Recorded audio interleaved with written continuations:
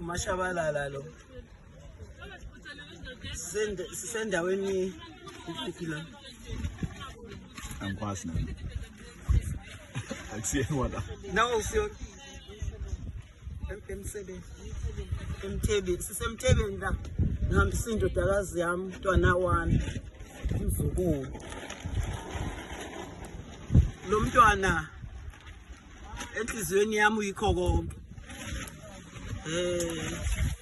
Bekuthi mabeya le entabeni bekuko September nje njengoba uSeptember nje mina ngizosala nenkinga ngoba lo mntwana bakuthi maka uSeptember sithwala amanzi sikhuphuke siye ebuhleni siyobuka intokazi zikhuphuka ziyogeza.